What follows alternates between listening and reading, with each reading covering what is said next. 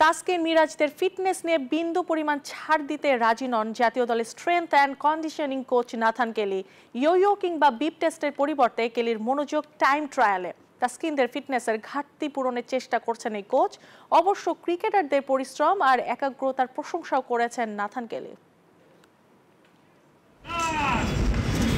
5 minute 38 সেকেন্ডে নির্ধারিত running session শেষ করে একেবারে মাটিতে লুটিয়ে পড়েন মেহেদী হাসান মিরাজ। প্রায় 2 ঘন্টার রানিং সেশনে কম যাননি সান্তোস সাকিবরাও। অন্যদিকে ইনজুরি থেকে ফেরা তাসকিন যেন হাল ছেড়ে দিতে চাইলেন, তবে নাথান কেলির কড়া নির্দেশে তা আর পারলেন না তিনি। Strength and conditioning coach Nathan কেলির তত্ত্বাবধানে চলছে কড়া ফিটনেস ক্যাম্প, আর এই ক্যাম্পে কেলি বিশেষ গুরুত্ব দিচ্ছেন টাইম ট্রায়ালে। কোন টেস্ট সেরা তা নিয়ে বিতর্ক আছে। আমি টাইম ট্রায়াল বেছে নিয়েছি কারণ এটি খুব সহজে নেওয়া যায়, কোনো বিশেষ যন্ত্র লাগে না, শুধু 4 ল্যাপ দৌড়। এতে দেশের যে কোনো ক্রিকেটার জাতীয় দলের মতো একই টেস্ট দিতে পারে।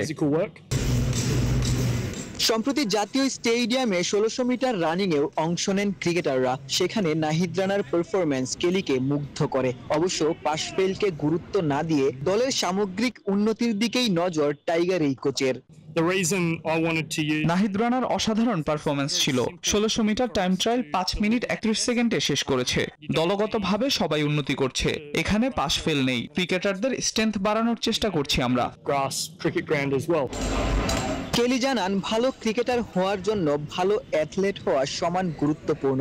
গতি, শক্তি ও ফিটনেস বাড়লেই মাঠে পারফরম্যান্সের উন্নতি হয়, এমনটাই মনে করেন তিনি। আমি মনে করি ভালো অ্যাথলেট হওয়া যে কোনো খেলাতেই গুরুত্বপূর্ণ। গতি, স্ট্যামিনা, শক্তি, পাওয়ার এগুলো সব খেলাতেই কাজে লাগে। শক্তিশালী ফিট অ্যাথলেটরা যে কোনো খেলাতেই ভালো করতে পারে।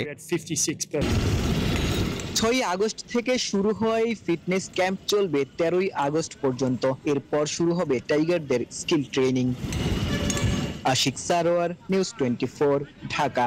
Gold's Gym across 30+ countries with over 700+ locations worldwide. Train anywhere, belong everywhere.